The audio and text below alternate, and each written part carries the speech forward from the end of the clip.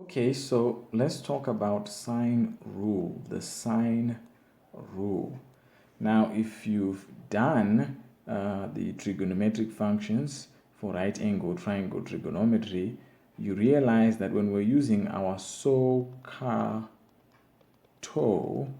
relationships, they applied for right angled triangles, right? Right angled triangles. So the SOHCAHTOA relationship, they apply for the right angled triangles. But what if you have a triangle that is not a right angle triangle? In other words, there's no 90-degree angle in that particular triangle. You can use one of two rules. You can use what is known as the sine rule, or you can use what is known as the cosine rule. So we want to look at the sine rule, and we want to look at how to use it and how to apply it on triangles that are not right angled triangles. So in this lesson, we're going to look at how to find a missing angle. But before we go there, we need to know the rule first. The rule is based on a triangle with three angles that are capital letter A, capital letter B, capital letter C. Those are the names of the angles. The side that's opposite angle A is named A, but small letter a. The side opposite B is named B, but small letter b. The side opposite C is named C, but small letter c. So the sides are small letters, right? A, B, C.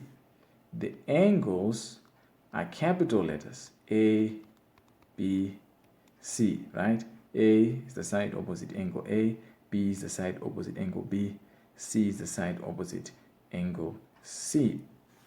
Now the sine rule says A over sine of A is equal to B over sine of B. In other words, this side over sine of the angle opposite is equal to another side over sine of the angle opposite. We can even extend this and say it's equal to C over sine of C. But let's see how we can actually use this rule in a practical situation. So we've got the first example here. So here we have a triangle with a 60-degree angle there and 40-degree angle there. We've got X and 7 centimeters on that side. And of course, in this situation, we want to find the value of X. Now, sine rule says the side over sine of the angle opposite is equal to another side over sine of the angle opposite. So X over sine 60 is equal to 7 over sine 40. So when we're here, this is a simple equation. We need to multiply both sides by sine 60 so that I remove sine 60 from X.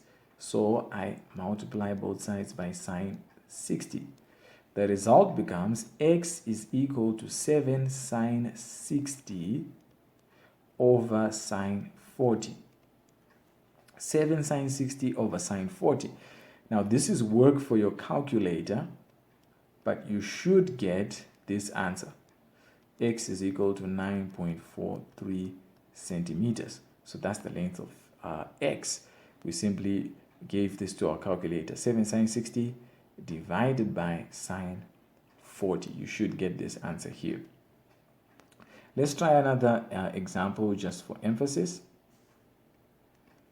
We have a triangle with an 80-degree angle and a 56-degree angle. Looks more like 560. It's 56 degrees, right? You've got Y and you've got 10 centimeters.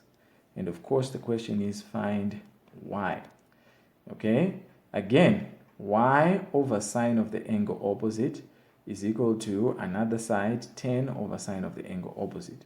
So y over sine of 56 is equal to 10 over sine of 80. Now, this is a simple equation again. We want to find the value of y. So to isolate y, we need to remove sine 56. We have to multiply both sides by sine 56. So this gives us y is equal to 10 times sine 56 all over sine 80. So again, this is work for your calculator. You give this to your calculator. The answer you should expect to get is y is equal to 8,42 centimeters. So that's the simplicity of sine rule. You can use it to find the length of a missing side. You can also use sine rule to find the length of a missing angle, but let's look at that in the next lesson.